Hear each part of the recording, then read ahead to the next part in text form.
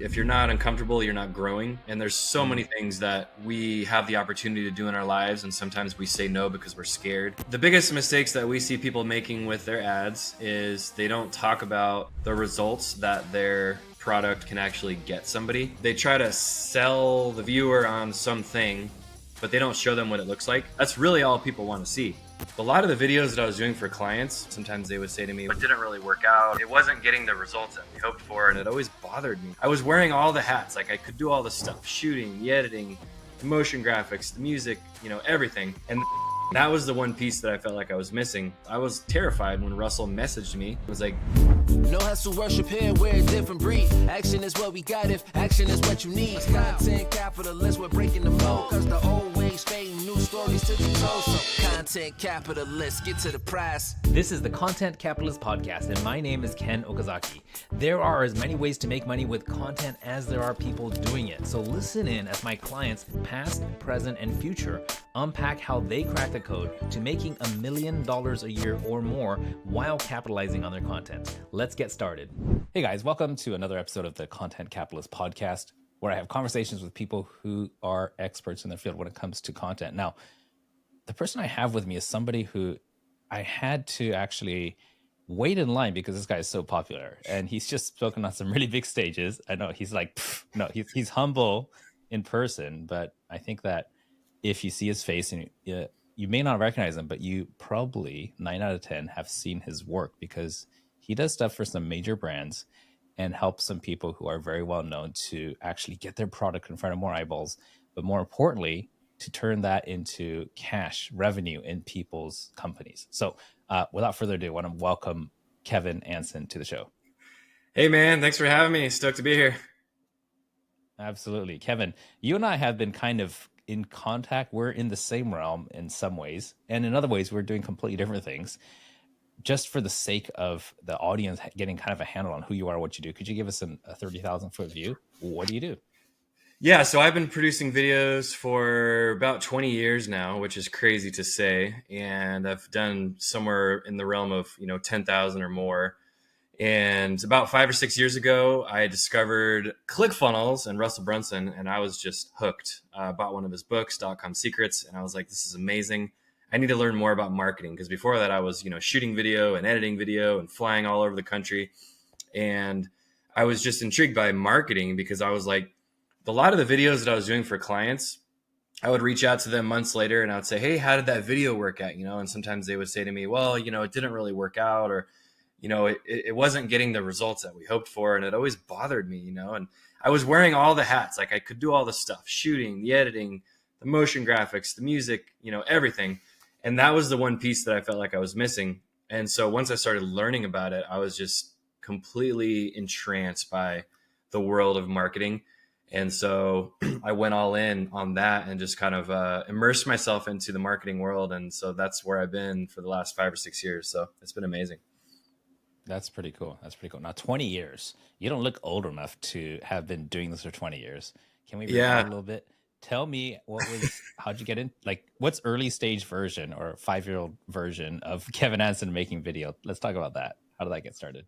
I got out of college and I got a degree in arts and technology, which is very broad. It's like, you could be a graphic designer, you could do video, you could do, websites, whatever. And so there was a little part of that program that I got a degree in that was about video. And I just went all in on that. And I didn't really learn much in school. I had to, train and teach myself a lot of the stuff outside of school. What was the background with like Hi8 videos, tapes, or VHS? Well, no, I mean, it was still in the realm of there was digital stuff a little bit. So this was before YouTube, before Facebook and all that, but there was still iMovie, and I think there was Avid. So this is like 93 then, right? No. This is 2003. This is 2000. I forget how old I am. Holy right. moly. Yeah. So I'm already in my 20s. So I'm 43, by the way. So I'd be 23. We're like the same age. Yeah. So okay, that means that the Final Cut, the early version, would have already been out by then. Yeah, it was like Final Cut 1. Premiere. Yeah. Got it. Okay. And so, yeah, I think Final Cut was like maybe not even out yet when I first discovered that you could put music to a video on iMovie. I think Final Cut might have come out right after that. But anyways, it was a really cool journey, because once I discovered that you could make a video on a computer, and as clunky as it was back then, shooting on high 8 tapes, I was just completely hooked on it. And so then, I interned at a video production company. I interned at the news station, got a job there. I was making probably 10, $12 an hour. And we were editing tape to tape in the news. So we're talking like, for those of you who don't know, like it's almost like a VHS tape, but it's bigger and fatter. And it's called a beta tape. And you would literally like linear edit. That's why it's called non-linear editing, because you're linearly editing a tape onto another tape. So you take what you want off the master tape, and then you chop it up into segments on the second tape. And that was what would go on the live news. And it's so crazy to say that. And then shortly after, that's also where the terms A-roll and B-roll come from, because you got the two rolls of tape, A and B, and then you got the mass. Yeah. A lot of people is like, what's B-roll anyway? I'm like, well, there used to actually be a roll. It's called the B-roll. Right. Exactly. Yeah. So, I mean, I just, from even an early age, though, if you back up, another 10 or so years, my grandma had a VHS recorder in her closet, and whenever I would go visit her, I would pull that thing out of the closet and make silly videos with the cousins and whoever else was there. And so I was just always really obsessed with video. And so like figuring out how to do that as a career later on in life was really cool. And little did I know it was going to turn into like the most important marketing tool you can have in the world. Right. Because back then it was like 2004 when I graduated college. I just wanted to get a job at MTV. That was my job, my dream job. If I could do that, that would be like me and I made it. Right. So that didn't work out, but I still kept doing video anyways. Okay. So we got you got started here, and then there's like 15 years between there and when you started getting into marketing. Like, tell me about how you were finding clients, what kind of videos you're making for them. On average, what could you charge per project and things like that? I'm really curious here. I don't know if any of the listeners are, but I am, because I went through a similar thing. So when I was working in the corporate world, which was probably for about 7 years before I went off on my own in 2011, I was dabbling in getting clients and seeing if I could do it. So it's this one corporate company that we worked at. It was a job recruitment company. So we would go out and we would shoot videos of, cool jobs, right? And so, I would go out and shoot a cool job like, being a kayak instructor or whatever, right? And so I would have little side conversations with these people off topic. I'd be like, hey, do you guys want me to create you like a video for your company? I mean, I'd be more than happy to do that. I can come down on Saturday. And, at the time it was like $600. I'm like, I'll make you guys a video for $600 and I'll make it the best video ever. And so I was doing a little bit of that, and it was allowed at my company because that's not the service that we offered. We made recruitment videos. So I was getting into like little about us promo videos. And so I was able to charge for those. I was starting to kind of build up a clientele. I was starting to get to know people in the community. And at any time I had the opportunity to talk about how I could make videos for people, whether it be at networking events or, anytime I got on the phone with somebody, I was just mentioning that like, hey, I can make videos for you if you want. I'm doing this on the side. Because I knew one day I wanted to get out on my own. I didn't want to be in the corporate world anymore. I didn't want to work for somebody. And so in 2010, at the end of the year, I got laid off. And my wife and I had a conversation. She's like, you should just go off on your own. You've already got a few clients going on. And so that's what I did. I quit my job. Well, I got laid off. And so I went all into starting a business. And then I would say, if you are looking to get more clients, the most effective thing that I did at that time, because I started January 1st, 2011 with pretty much no clients. I mean, there was no repeat clients. It was like when somebody called me, I was available. But I was like, I need to get clients now and I need a consistent flow. So I built a website and I tried to make it look like I was bigger than I was. So I had some team members that were friends of mine, who one guy he was a graphic designer friend of mine. I was like, is it cool if I put you up on my website? He's like, yeah, whatever. So I had a team of like, 6 people, graphic designer, whatever, CMO, marketing person. And so it made my company look bigger than it was. And I put up the website. I'm curious here. What's that? What was your company name? Video Builders I couldn't get the .com, but it was .net. So Video Builders was my company. Yeah. Builders. I mean, you could look it up and you'll probably find tons of articles about it. But the best decision that I ever made was I hired an SEO company. I think it was out of the Philippines. and they got me on page 1 on Google within 3 months. And I don't know what they did. I didn't know anything about SEO at the time, so I don't know if what they did was legit or not, but they got me on top of page 1 pretty quickly, and I started getting people reaching out. I mean, there was companies, because I was in San Diego, California, so it's a pretty bustling city, right? So people are always looking for video production, and so I would continuously kept getting leads, people reaching out. So I just get on the phone with people, tell them, hey, I'll come down there, give you a quote. I was doing deals for people. Sometimes I would do videos for free if I wanted to break into a certain industry. Like if I've never worked for attorneys or lawyers, I would do a video for free so that I could use that video as my resume piece to sell other attorneys in town. And so I was just doing a lot of that, just grinding it out for a couple of years. But the SEO play was probably the best thing I ever did, because that lasted a good 5 or 6 years, where my online presence was there. I didn't run ads. I just spent money the one time to do the SEO. And I know things are different now. There's a lot more that goes into it. You can't do that anymore. You have to be careful. It's a slow growth on Google, but that's how I did it back then. Do you remember how much you invested? I mean, it was probably like $1,200, which is more than I had at the time, So, and if you were to but probably, like you said, your gigs were like what, $600 to $1,000? Well, that was when I first got started. But no, I mean, when I was doing good corporate videos, I was charging anywhere between $3,000 to $5,000 for a video easily. Yeah. So the first gig paid for it, the whole thing, and then after that was like just on top, right? Right. Yeah. Exactly. Yeah. So, great. That's amazing. Yeah. I mean, if I don't know if you want to get into that conversation about pricing, but you know what? I think that my listeners really appreciate when people are okay talking about money. And I understand some people can't because of whatever agreements they have, or, sometimes they just don't want to be public about it. But if whatever you can share, I'd love to hear it. Yeah. So, I mean, you guys have probably heard this if you follow any influencers or, experts online. It really is true that the less you charge, the harder the clients and the more difficult they're going to be to work with. So if you're charging somebody $600 for a video that takes you like a week to make, and you spend all this, blood, sweat, and tears on it, and then they're going to have all these changes, it's just usually people who want to pay a lot of money for a video. They are just easier and better to work with, because they know that it costs good money to get a good quality product.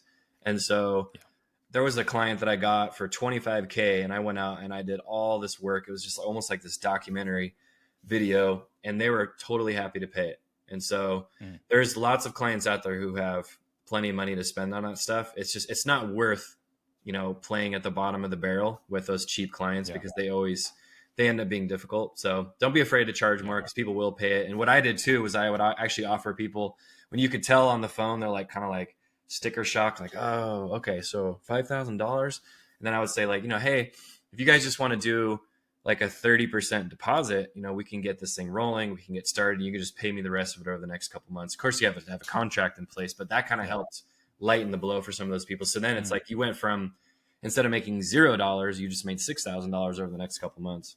There's a couple things that came to mind as you're saying that. One of them is there was this meme, and I'm sure you've seen it. There was, it says the $500 client. They've got a laundry list of, complaints and details. And then the the $50,000 client says paid, see you next week or something.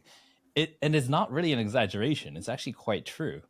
And the other thing it reminds me of is, I think that I was interviewing someone, and he's got a huge following on Instagram, and he's a barber, and he does like really, really high end, hair cutting work. And he has a quote that says, he goes, I'm expensive or I'm free, but I'm never, ever, ever cheap. So what he does is he has clients, he does $5,000 haircuts, and he does work with homeless people. And that helps build his social media on both sides. But he'll never do anything below $1,000 for a haircut.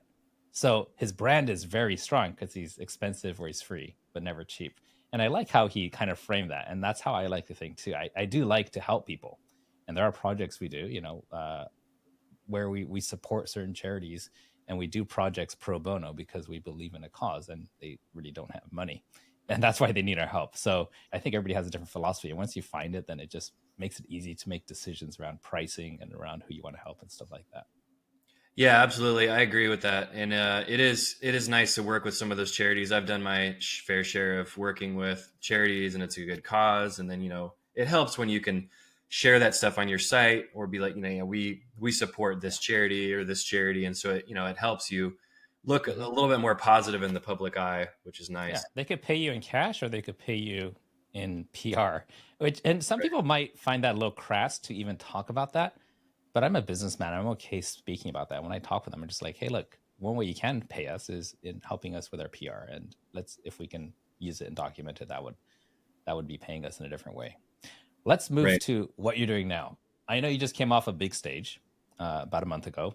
I know that I saw your I couldn't make it live. I'm in Tokyo. That was all the way, across the pond. But I saw your face and your name across probably what, 50 or 60-foot LED, wall on a big stage.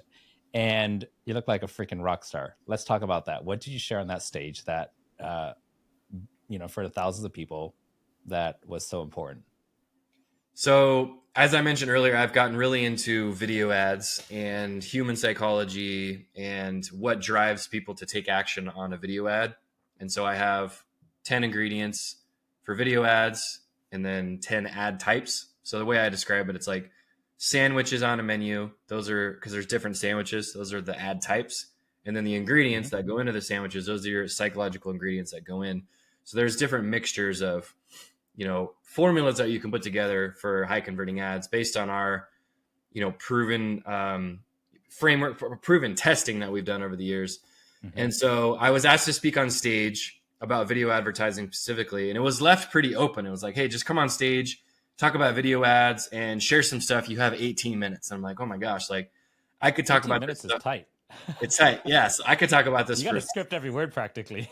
I For practically 18 did. minutes. Yeah. So I really went back and forth in my brain about it before I went on stage, and I'm like, how do I teach some stuff to these people so that way they feel like they got some value, they feel like they can walk away with something tangible, they can actually apply what I taught them. And so I taught them 3 ad types, and actually, sorry, it was 2 ad types and 3 ingredients. And so there's obviously 20 of all that stuff together, so I condensed it down to 5, and even that was tight. Mm-hmm.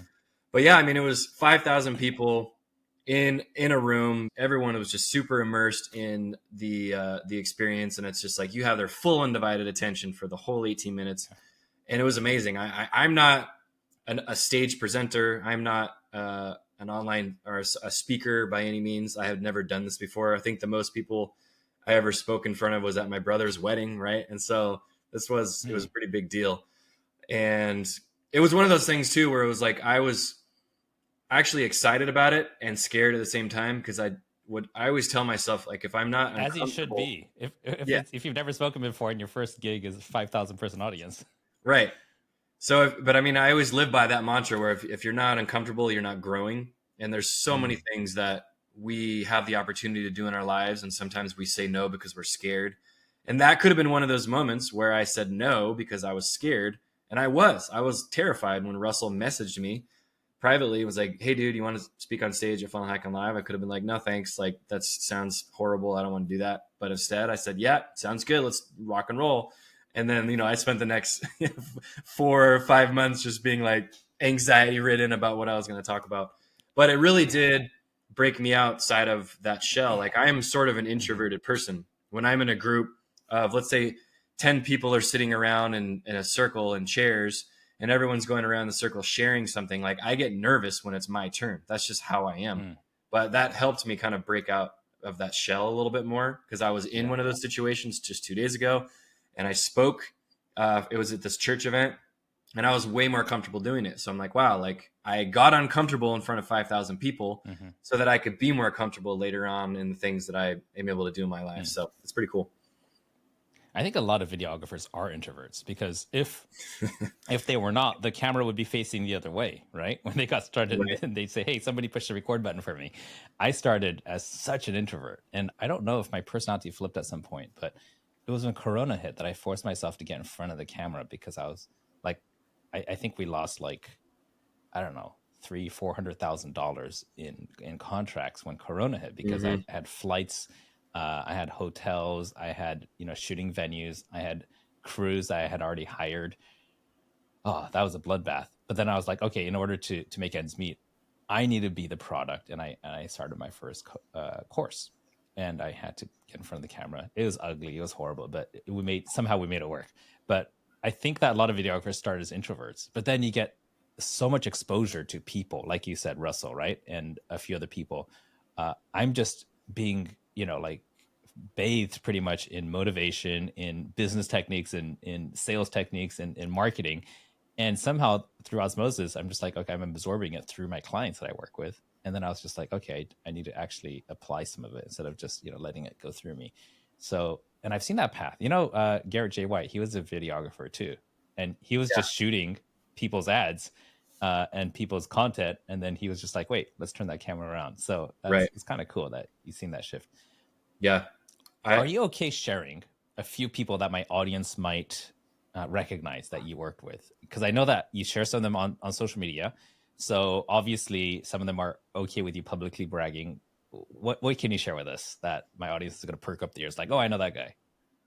So a lot of it started with Russell Brunson. Like, he was the big client that I was able to land, 5 or so years ago. And he is so heavily connected. I mean, he's an influencer that when I was on backstage at Funnel Hacking Live at his event, which is the one that I spoke at, I went, from a videographer carrying the camera around backstage to speaking on stage. But anyways, so I would meet all these cool people backstage, like Brendan Burchard, Dean Graziosi, Frank Kern, Julius Dean. If you don't know who he is, he has like 30 million followers. Right?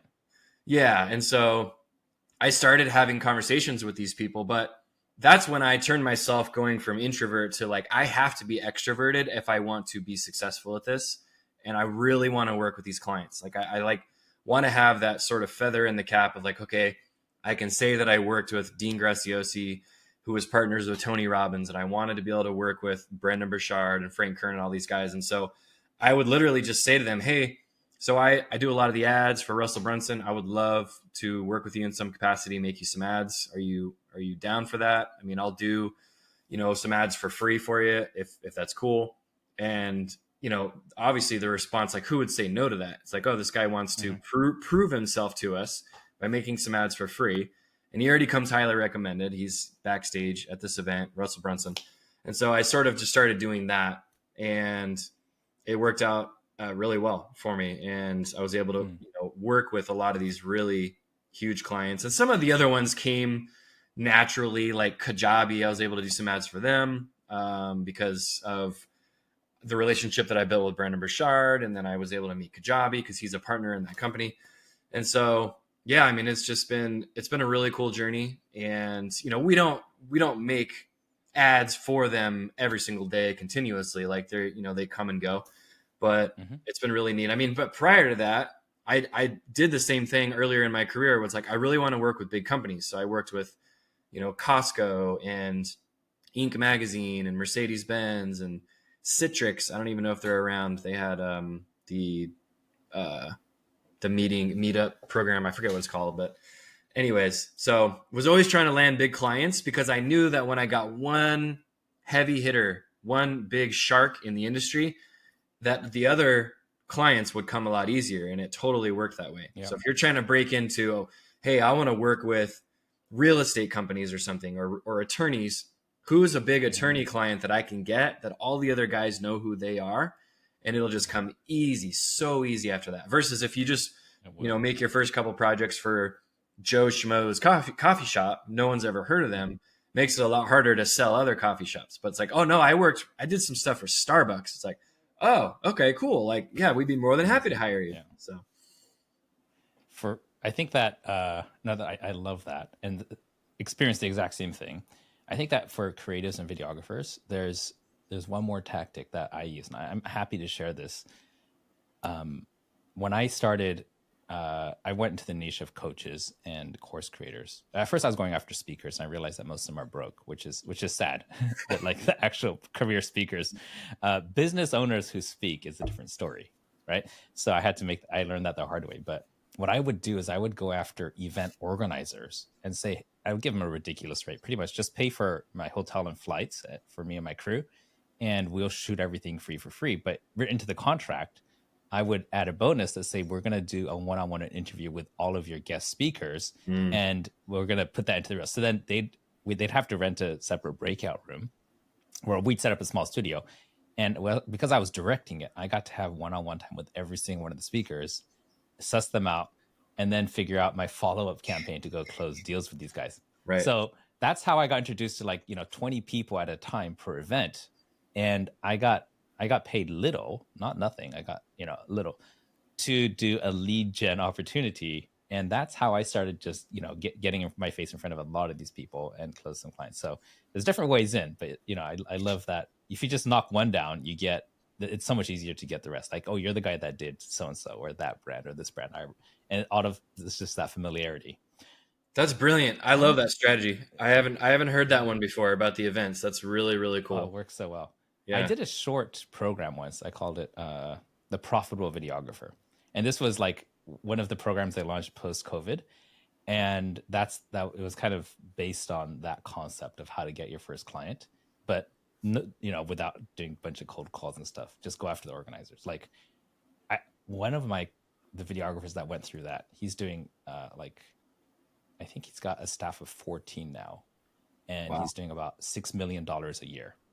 And he went to a dental conference, and he only makes videos for dentists, but specifically orthodontists, because you know how much they can charge, right? These guys, do all the, the beauty work, man. And on Instagram, he just rakes in the money because these guys make so much money off of his videos, and like they're just joining out the hips forever. And he just keeps going to these conferences, like, oh, you saw that video? Yeah, I made that and that. And nobody knows these famous, knows these the dentist names, but these guys earn a lot of money, and he just keeps going to dental conferences over and over, doing free video gigs, even though he's making multiple 7 figures a year. That's amazing. Lawyers are another huge one. Lawyers have no idea what to do with video. Insurance lawyers especially, they're amazing. But you just go really deep into one niche.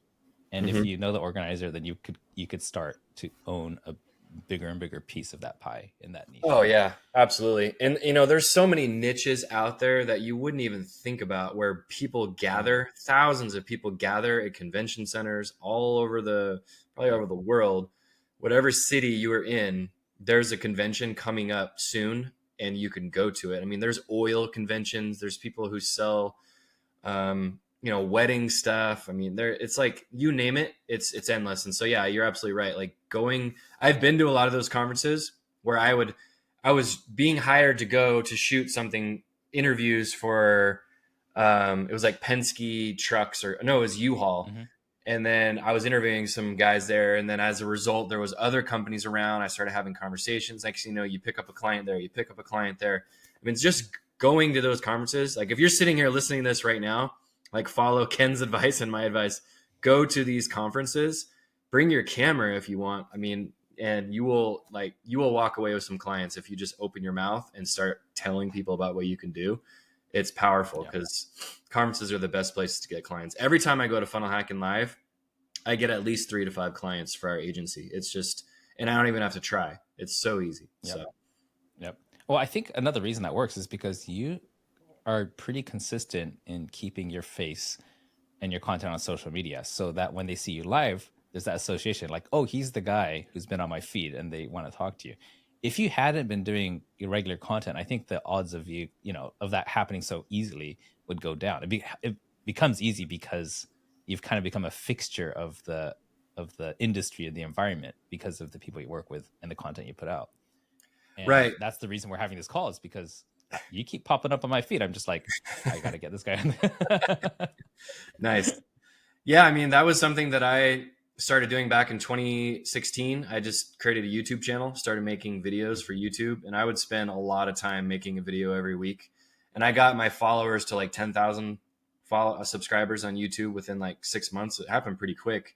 And then we had our third kid, and I was like, man, I can't make videos like this anymore. It's just too much work. But yeah, I mean, just that alone, it opened up so many doors for people knowing who I was. Then they start following you on other channels. And then, years went on, and I still kept making content. Same story as you. When the pandemic hit, my business tanked. I made an online course. I started running ads. I was spending 15 grand a month selling the course. And, Wow. you know, I wasn't making, you know, that much money on it. Honestly, it was just more like, Was this Ads of Fire or something at the time? it was called the Video Formula. And Okay. we were getting a lot of agency clients as a result of that course that I made. So just Mhm. naturally, people would watch the course. And inside the course, I said, hey, if you just want to just hire us to do it for you, go to adsoffire.com. And so people would go and we get clients. I mean, my calendar was booked up probably every other day with calls. And so just, yeah, putting myself out there and just getting out of my comfort zone and putting and being on camera. Yeah, it's done wonders for my business. Like I'm trying to make videos every day on Instagram right now. I still have a super small following, but just the effects of that already, of me doing videos consistently for the last 30 days, I've had so many people reach out to me, so many people, like you said, like wanting to do podcast interviews and like they want to work with me. They heard about me from so-and-so. I mean, our website's blowing up just because of the last 30 days of me putting content out there, and it's completely free. So Amazing. yeah. I'd like to give my viewers something actionable from each of my guests. Now, I know that if I were a business and I hired you to make ads for me, I'd want you to tell me like, hey, with the a similar client in the past, we've seen this ROI 1.5, 3, 4. I don't know what it is on the money they put toward ads with you. What typically have you seen, kind of consistently with your clients when you make a video ad for them, you give them your, this work of art, they put some money behind it. What kind of returns are they typically expecting? It really depends on the offer. And because some people have a free offer in the beginning where it's a free download, and other people have a higher ticket offer getting people on sales calls. So, I mean, if you're at least, a 1.2x, like for every dollar you put in, you're getting 20 cents back. I mean, if you're at least above a 1x, as long as you have something on the back end to sell people that's higher ticket, you can spend that money all day long, because if you're not losing money on your ads and you have a back end offer, then essentially your ads are free. Doesn't matter if you're spending $1 million a month in ads. Like you're getting $1 million back, so you're breaking even on your ads, but now you have customers, which a list of buyers is the most important thing that a business can have. Depends on the business, but most businesses, that's the most valuable asset that they have, is a list of buyers. Not just a list of like random email addresses. We're talking buyers, people who have bought something from you. And then when you want to sell them something in the future that you come out with, you have new offers, things like that. It's very, very valuable. So at the very least, if you can break even and build a list of buyers on something and then sell them something high ticket later on, it's very, very lucrative. Is that what most of your clients are currently doing, that model where they have a self-liquidating ad campaign that leads to further back-end sales in the future? Is that absolutely the way to go? Yeah, it's really, unless you're doing some kind of a monthly recurring revenue where people sign up for your software and it's $97 a month and it's continuing. I mean, you have to look at what your rate is of, people canceling. It's just like people stay for at least 6 months. Okay, we're making at least $600. How much did it cost us to acquire that customer? It only costed us $100. So we're in the green because they're sticking around for an average of 6 months. So yeah, I mean, very rarely does somebody sell an online course for $97 and it's going to be profitable. Like if you have a $97 course and you're running ads, you're going to probably break even or might lose money. So you have to have upsells in the funnel or upsells somewhere on the back end where you're emailing people that is going to get them to spend more money with you. So, and when you work with clients, how important is it that you understand the whole funnel? So when you create the messaging and the edits and all that. So we actually don't work on the funnels with the clients. So we're only creating the video ads, but we look at the landing page very closely and look at their messaging and see, how they're speaking to their buyers, how they're speaking to their clients. And so we'll take a lot of that and extract it and put it into the video ad. And so there has to be a congruency of messaging between the video ad and the landing page. Otherwise it feels disjointed. And it all comes down to even like using the same font in the video ad as the landing page, using the same color, the same logo. Maybe you even have a screenshot of the website that they're going to go to have that somewhere in your ads. You're showing them where they're going to go. That way it doesn't feel disjointed, because people will go there and unconsciously they won't know why, but it doesn't feel comfortable when they go there. So they want to leave. Yeah. Like they don't know why. They go there. They're like, oh, the ad was all blue and now the landing page is orange, and they don't know why. They just feel like leaving. They're like, I just want to close this window, and then they'll go on with their day doing something else, but they don't know why they did it. So there's a lot of stuff that goes into it psychologically, but those are all the things that we think about when we create ads. That right there, what you just said there about the congruency between the ad experience and the landing page experience, I think that alone is going to make, this entire interview worth it for somebody who's about to, make an ad and drop a few G's on boosting it. Can you give us a few more tips like that about ads, mistakes that you see other people make that right away, hey, we could fix that by doing this small tweak, or like kind of the core principles behind how you make your ads convert? Because people wouldn't keep paying you obviously unless your ads convert. And we want a little bit of that if you're okay giving it for free.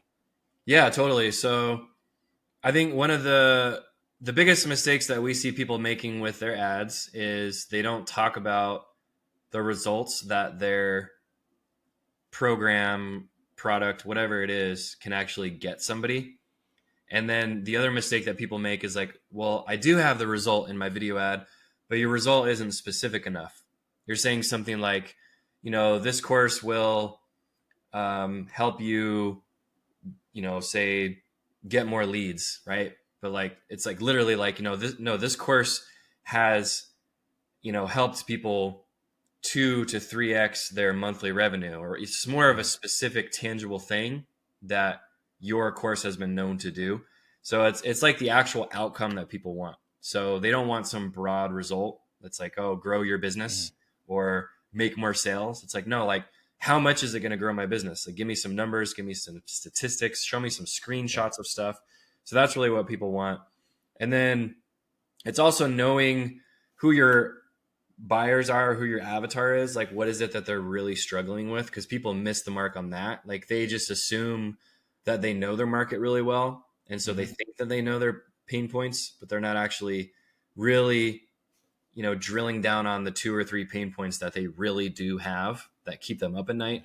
So just doing the research, and you even have to get on the phone and talk to people or have the client do it, finding out what people are really having that pain about, survey them, whatever it takes.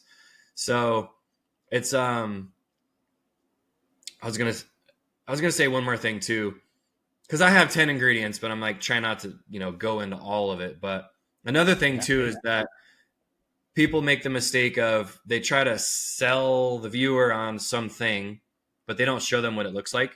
So you actually have to demonstrate, like if you're selling a software, but you're talking about how great the software is and it solves all these problems, whatever, but you're not actually showing the software in the ad. Yeah. That's really all people want to see, because now they have to waste their time clicking on the ad, going to your website, booking a demo.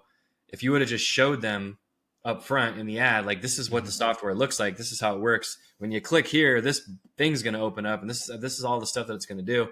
That's what people want to see. So the extreme example I always use is, it's kind of like trying to sell a pair of running shoes, but you don't ever show the running shoes. People are like, what do the running shoes look like? Like, show me. I want to see what color they are. Like, what do the laces look like? How big's the sole? Like, they want to see that stuff, Not that you would ever do that. It's an extreme example, but show people. Even with physical products too.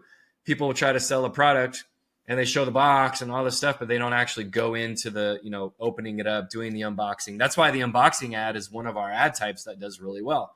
Like, unboxing the thing, even a book showing up, right? And yeah, that you would think, you would think that, oh, well, we'll just show the book, we'll just hold it up. It's like, no, like, you have to actually open up the book and show the pages in the book. Like, if there's drawings in there, you show it showing up at the door, even like, here's a delivery box, ding, right? And then yeah, we do ads like that too, where it's sort of like really powerful.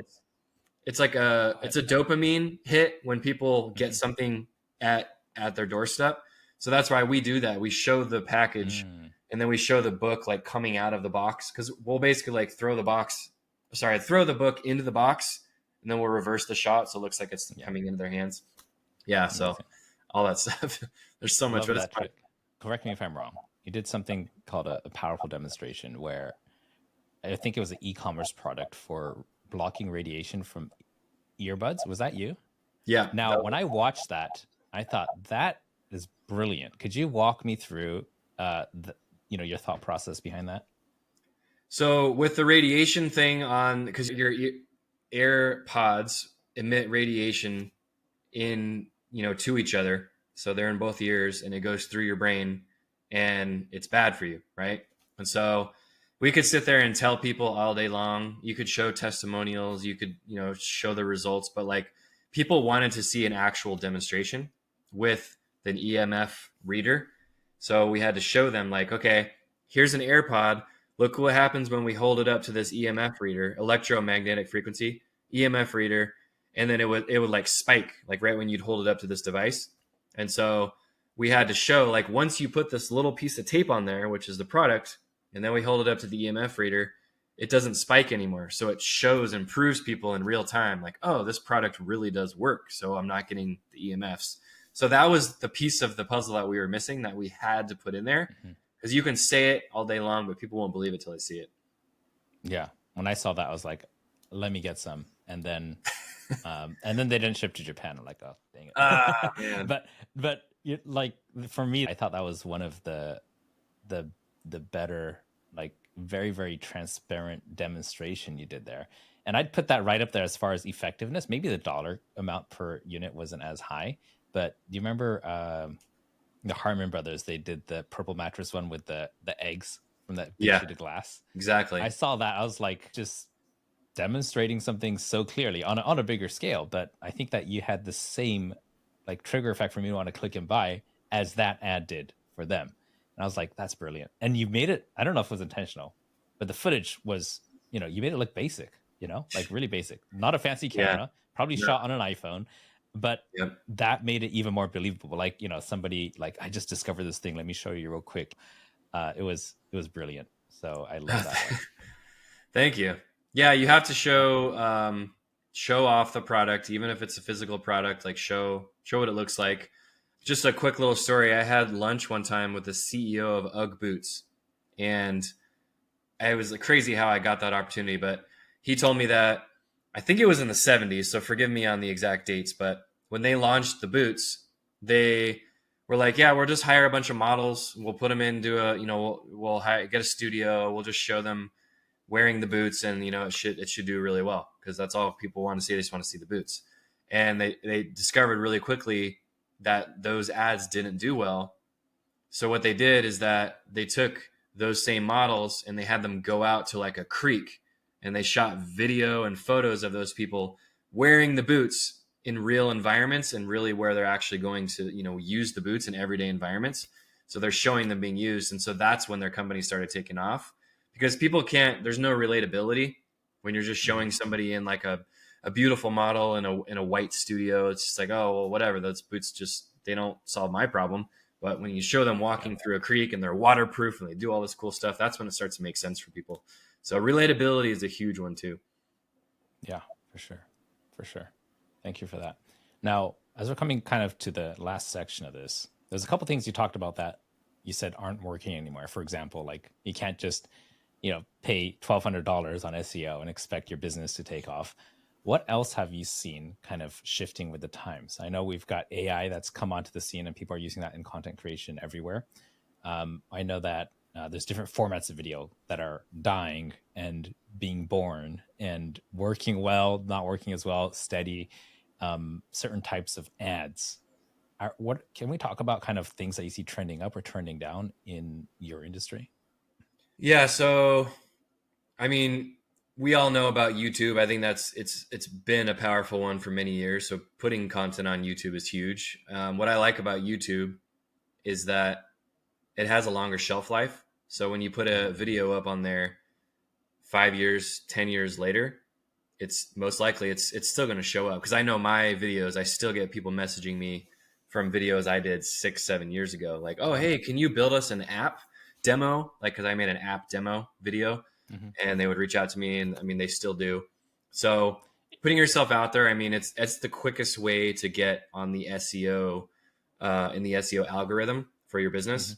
Even if it's like sharing some of your work, and tagging it up with keywords so that people can actually find you. But making it a habit, being consistent with creating YouTube content, YouTube shorts.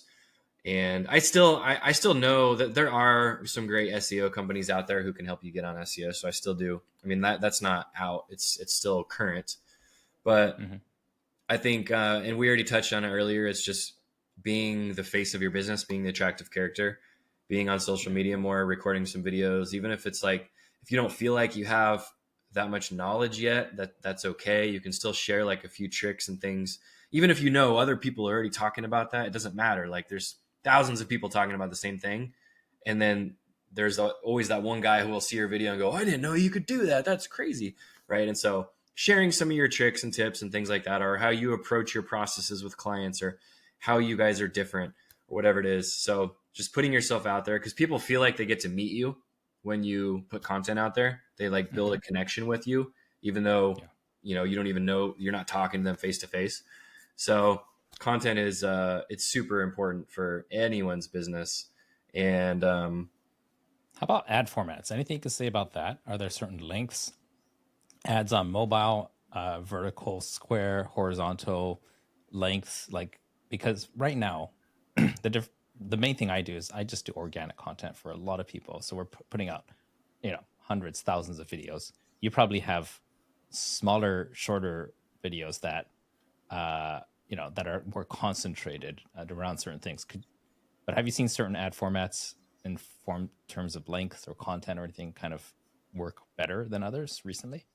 Well, so yeah, we're not on the organic side. So, I mean, we don't even have clients that we do any organic stuff for. So we're only on the paid side, but we found that it's probably anywhere between 30 to 90 seconds. So sweet spot is like 60 seconds. Those are just the ads that we produce. And very rarely do they go more than 2 minutes. So that's what we produce. And then we're usually giving the client 2 different variations on average. So it's usually a 16:9 and like either a 1:1 or a 4:5. It depends on what the client wants. If the client wants us to tell them what they should do, we'll tell them 4:5. That one's hitting really good right now because it takes up the full screen, like on Instagram, and you don't have to click on it in order to get it to expand to a 9:16 as a user. So it takes up the full screen, which is nice. And so those are the main formats that we deliver. It's 16:9, 9:16, 4:5, 1:1. A lot of times the 16:9, we just give the client a 16:9, which is the widescreen, because sometimes they'll just take it and run it on YouTube just to see if it's going to work. But when you're creating ads, though, I mean, you really want to be creating it for the platform that you're going on, you know? And so like YouTube just has a different audience of people. Like they're on there for different reasons. They're going there to watch a video on purpose. Like they're going there to learn something or be entertained. And so when your ad pops up, you're in their way. It's like standing in front of them when they're watching the football game, right? Versus Facebook, people are just on Facebook to kill time, right? They're just sitting on their couch at home, just scrolling through Facebook or Instagram, looking for just whatever pops up. And so it's a little bit more flexible. But yeah, the structure of ads on Facebook, YouTube, and TikTok is a little different. There's some intricacies there, but yeah. Okay, thank you for that. And what do you shoot your masters on typically, vertical or horizontal? We try to shoot them on horizontal and have the client stand far back enough so that way we can cut it into a 9:16. Because if you're too close, as you know, you're gonna cut them. The frame's gonna be like you're gonna be like that granny who's just like, "Hey, can you hear me?" And she's filling up the whole screen. Right, exactly. So you want to give yourself some real estate to work with on the sides. Yeah, and then for shoot me, it that in was 4K. actually the biggest value of 4K is not the crisp, clean on a 4K TV. It's so I could crop and I could do a lot more with the video. Right. Export in 1080p. Now, if somebody is thinking right now about shooting their first ad, and let's say they want to DIY it because they don't have the budget to hire someone like you, got any tips for this? And right now, my listeners are mostly coaches and agency owners, and they own their own business. They're probably doing like $500,000 to $5 million, somewhere in that range. But they want to shoot their first ad, and they want to do in-house. Any tips around that? So if you are somebody who is comfortable enough to go on camera, then do that. I commend you. That's great. And if you're not, then do your best to learn how to be on camera and practice. But if if you're going on camera, you really just have to either set up your smartphone on a tripod or shoot it selfie style, where you're out, maybe you're in your car or you're walking through the forest or whatever, or at a park.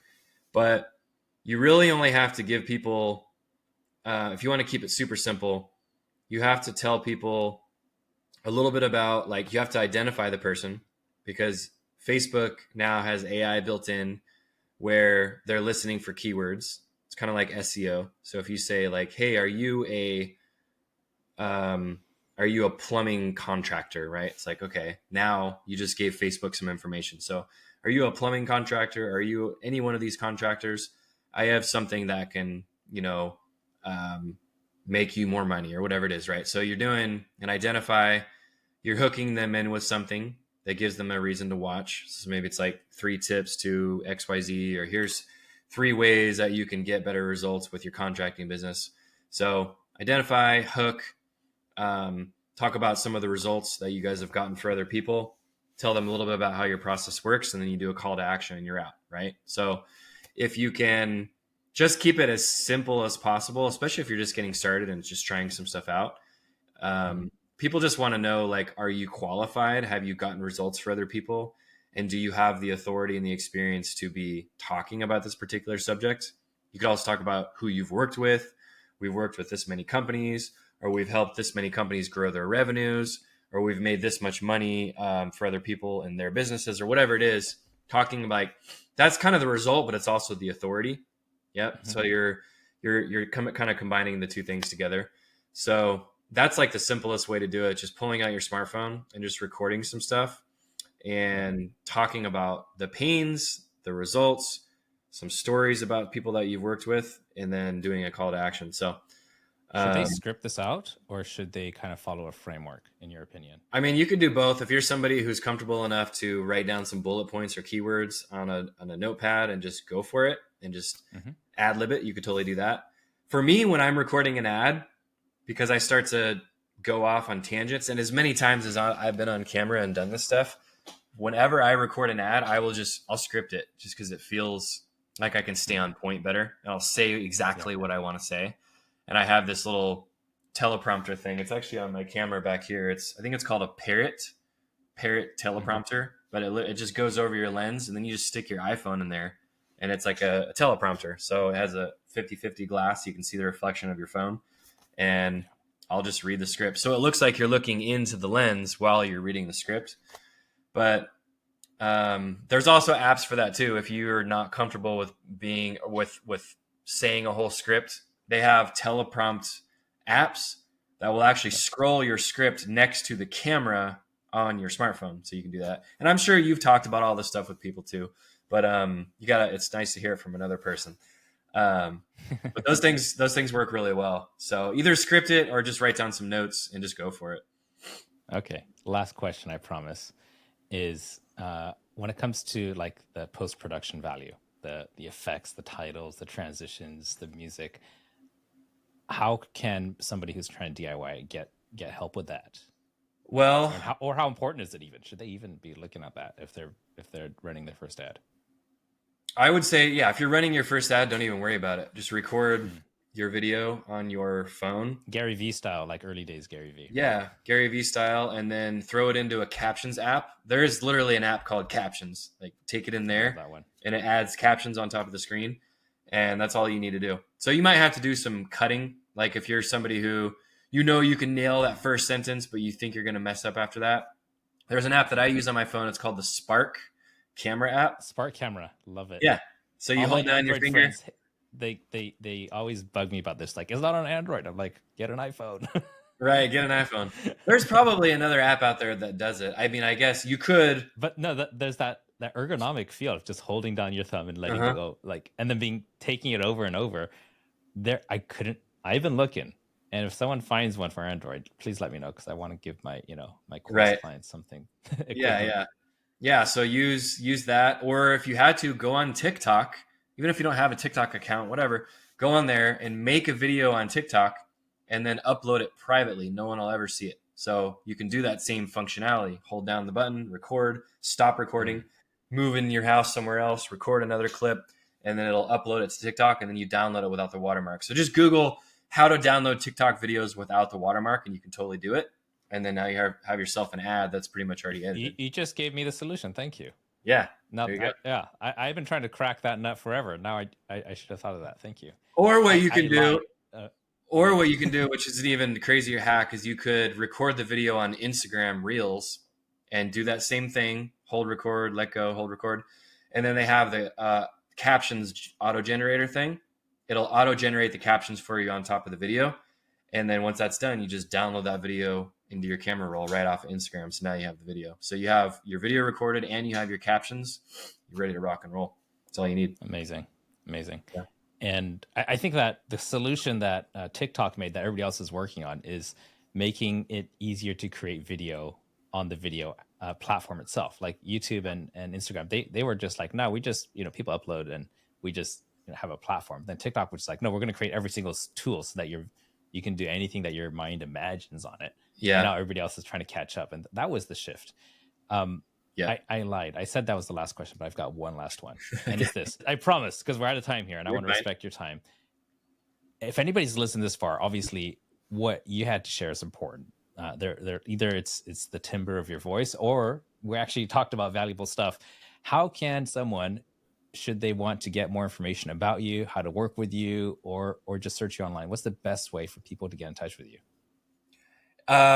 Follow me on Instagram. It's probably the best way. It's just at Kevin Anson, or, there's a link in my bio to check out some of the programs that I have available, or you can just go to kevinanson.com. That's my course website where I sell all my, educational courses. And then we have our agency called Ads of Fire. It was kind of like a weird name that we thought of as like Chariots of Fire. I'll just call it Ads of Fire. Weird name, but adsoffire.com. And that's our agency website. So we do what lots of ads. Adsoffire.com, or the ad where you opened the book and it was on fire? Yeah. No, sorry, are you asking if we did ads like that? Because we totally set books. No, which one came first? The name, Ads of Fire, or the ad where you opened it was the book on fire? Yeah, the book was on fire first, and then we came up with the name later. Because it was all about, after that, and my fire wallet, it was always about fire. And so we just kind of stuck to that. But yeah, for those of you who don't know, we lit some books on fire and shot video of it. And Russell did it too. Lit his book on fire and was holding it and talking about it. So that ad crushed. That's crazy. Awesome. Kevin, thank you so much for being on the show. If anybody, go ahead, look down in the description down below on YouTube, or if you're listening to the podcast, check out the show notes. We've got the notes. We've got the links to go find Kevin wherever he is online, especially Instagram. Check it out. Kevin, thank you so much. Appreciate you being on the show. And for everybody else, I'll see you next week. Thanks, man. Thanks for having me. No hustle worship here, we're a different breed. Action is what we got if action is what you need. Content capitalists, we're breaking the mold. Cause the old ways fading, new stories to be told. So content capitalists, get to the prize.